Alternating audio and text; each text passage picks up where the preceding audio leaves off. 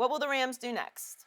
Well, I think there's going to be a lot of speculation all over the country about what will the Rams do. Great city, big fan base, new environment, and Jim Harbaugh's name is going to become to the forefront. And I think knowing Jim Harbaugh as well as I do, got him his first job with the Oakland Raiders. I know the family very well. I'm close to a lot of people that are close to Jim. I just don't think Jim Harbaugh's a realistic candidate for the job. I think Jim Harbaugh is an outstanding coach. I want that on the record. I think Jim Harbaugh has been scorned like a lover in the NFL because he was dismissed from San Francisco. He took a team to a conference championship game, took a team to a Super Bowl, and then he never got a contract extension.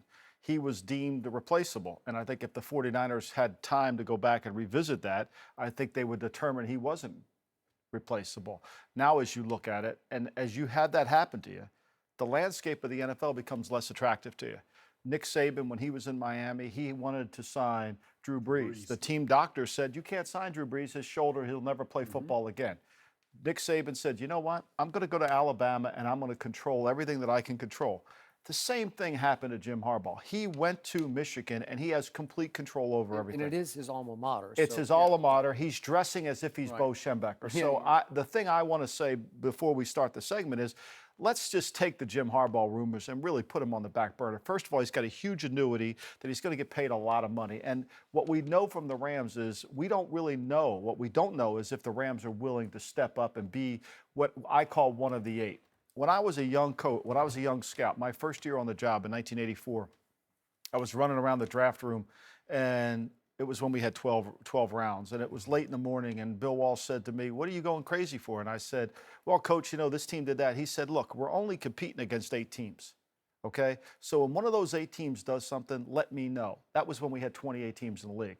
There's still only 8 teams. The Rams aren't one of the 8. Let's be real honest and frank. Right. Kevin Demoff just went on and said everybody has to do a better job. Kevin Demoff's never been involved in football. His father's been an agent, but in terms of he's competing against Bill Belichick. Think about that now. Just put that in perspective. He's competing what makes against, you one of the 8? Is it start with the owner? It starts with the owner. What he just said all there is really not accurate. What you have to do is build an organization. You're not going to beat the Patriots. You're not going to beat Pete Carroll by hiring one man. You got to build an organization to take him over. Just like we're not going to take out the Taliban with one bomb. It's going to take a long to do that. You're not going to be able to beat those teams until you build an organization. This is what they don't understand. You can't do it without a program. So you could throw the names around. Josh McDaniels would be a great hire, all right? But Josh McDaniels wants to build a program. He got run out of Denver because he wanted to build a program that the Denver people really didn't want because they had their own program. They had won before. Well, you can't build a program if you're taping people's practices. You can't do that. Now, that happened. That happened now. So if we want to go to that, he was in London. He got caught taping the San Francisco 49ers walkthrough. That happened. That's not hearsay. That's fact. Like father, like son. Like the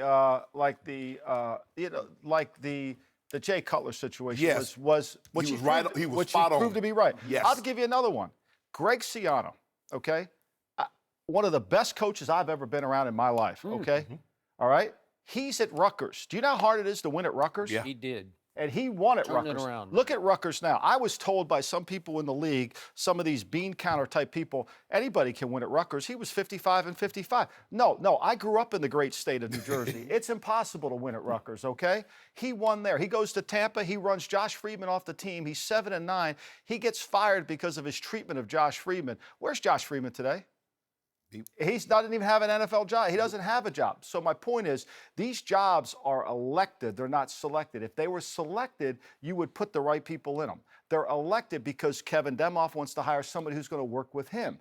Well, these people that are going to want to take these jobs aren't going to necessarily want to have their control of their fate moving forward because you're tied to a president of a team.